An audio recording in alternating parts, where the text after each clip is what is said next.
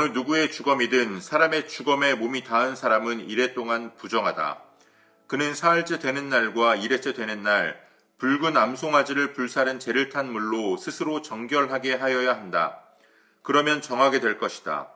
그러나 그가 사흘째 되는 날과 이래째 되는 날에 자기의 몸을 정결하게 하지 않으면 그냥 부정하다. 누구든지 주검, 곧 죽은 사람의 몸에 닿고도 스스로 정결하게 하지 않은 사람은 주의 성막을 더럽히는 사람이다. 그 사람은 반드시 이스라엘에서 끊어져야 한다. 정결하게 하는 물을 그 몸에 뿌리지 아니하여 자신의 부정을 씻지 못하였으므로 그의 부정이 여전히 그에게 남아있기 때문이다. 다음은 장막에서 사람이 죽을 때에 지켜야 할 법이다. 그 장막 안으로 들어가는 사람이나 그 장막 안에 있는 사람은 모두 이래 동안 부정하다. 어떤 그릇이든지 그 위에 뚜껑을 열어놓고 덮지 아니한 그릇들도 부정하게 된다.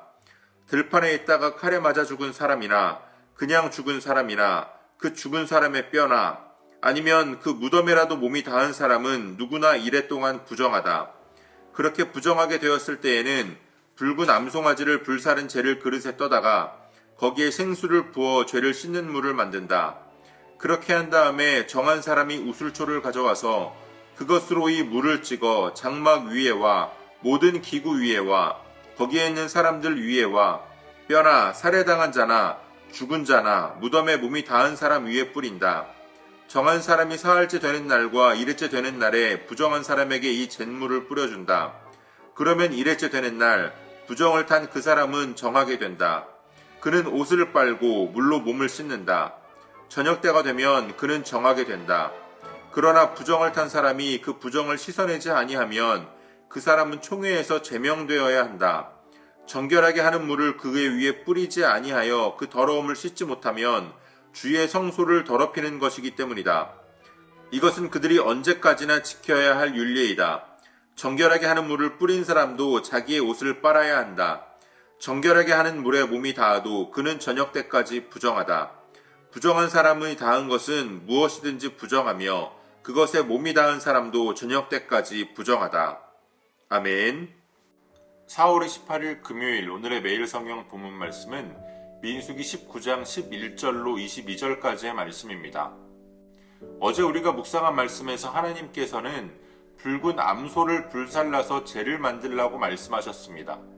그리고 그 재는 부정한 것을 정결하게 하는 정결수를 만드는 데에 사용됩니다.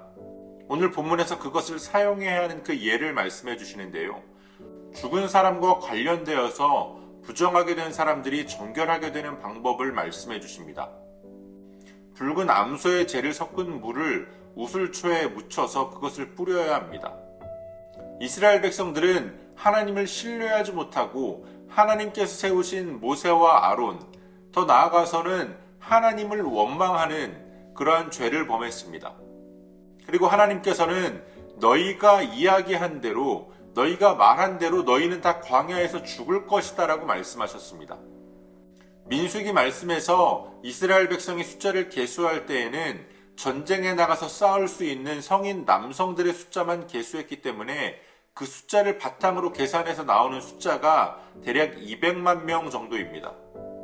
그렇게 출애굽 1세대들이 모두 다 광야에서 죽는다라고 했을 때에 평균적으로 하루에 80명에서 100명 정도가 죽는다라고 우리가 생각해 볼 수 있습니다. 얼마나 많은 장례를 치러야 하고 얼마나 많은 시체들이 나왔겠습니까? 신약시대에는 우리가 더 이상 구약의 정결법을 따르지 않기 때문에 이 부정이라고 하면 단순히 죄로 연관지어서 생각하기가 쉽습니다.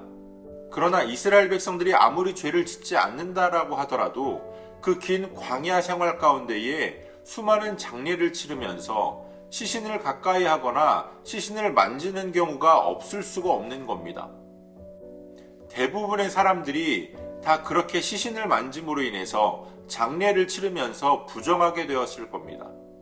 그렇기 때문에 오늘 본문에 나오는 것처럼 경우에 따라서는 스스로, 또 경우에 따라서는 다른 정한 사람이 그들을 정하게 해주어야 했습니다. 이 부정을 정결하게 반드시 씻어내야 하는 이유는 이 부정함이 전염되기 때문입니다. 오늘 본문에서는 그들이 그 부정함을 씻어내지 않으면 그들의 부정함이 성소와 성막을 더럽힌다라고 말씀하십니다. 그러나 아까 말씀드린 것처럼 이제 우리는 더 이상 구약의 정결법을 따르지 않습니다. 그러면 이 말씀을 우리가 어떻게 적용할 수 있을까요? 약속의 땅에 들어가기까지 광야를 헤매는 이스라엘 백성들의 삶은 오늘 우리의 삶과 굉장히 닮아 있습니다.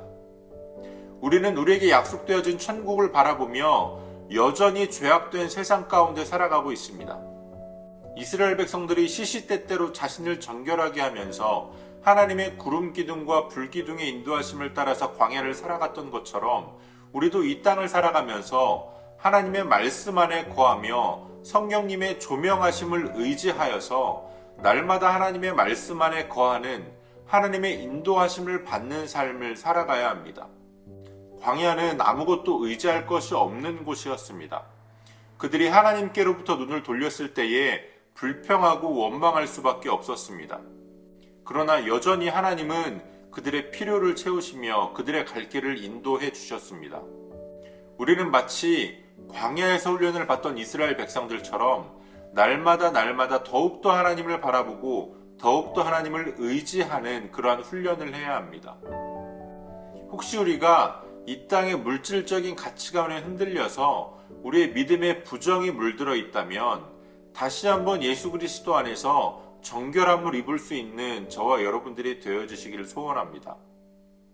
오늘도 우리에게 주신 본문의 말씀을 몇 차례 더 읽으시면서 여러분들에게 개별적으로 깨닫게 하시는 하나님의 말씀을 묵상하시고 각자의 기도로 오늘의 묵상을 마치겠습니다.